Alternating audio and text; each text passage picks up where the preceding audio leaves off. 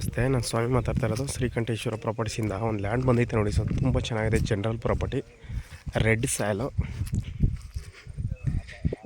ಇಲ್ಲಿ ಕಾಣ್ತಾ ಇದೆಯಲ್ಲ, ಅದೇ ಡಾಂಬರ್ ರಸ್ತೆ. ಒಂದು 100 ಮೀಟ್ರ್ ಒಳಗಡೆ ಬರಬೇಕು. ಇದು ನಕಾಸ ರೋಡ್ ಇದೆ.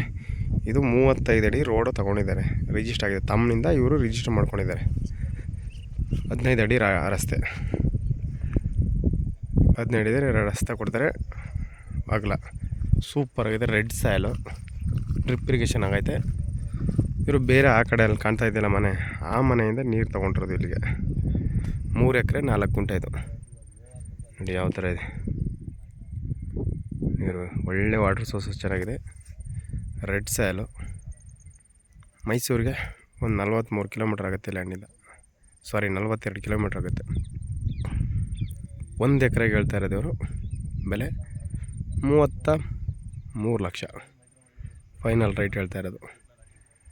ಅವರು ಡೈರೆಕ್ಟ್ ಓನರ್, ರೈತರ ಪ್ರಾಪರ್ಟಿ ಇದು. ಆಮೇಲೆ ರೀಸರಲ್ಲ, ರೈತರದು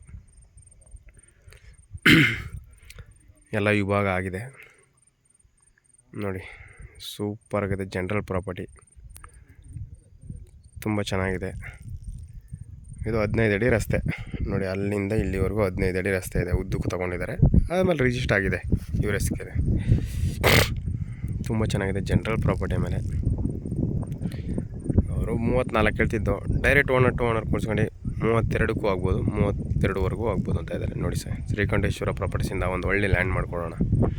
ತುಂಬ ಚೆನ್ನಾಗಿದೆ. ರೈತರ ಪ್ರಾಪರ್ಟಿ. ಮೇಲೆ ಮೈಸೂರಿಗೆ 42 ಕಿಲೋಮೀಟ್ರ್ ಆಗುತ್ತೆ ನೋಡಿ ಸರ್.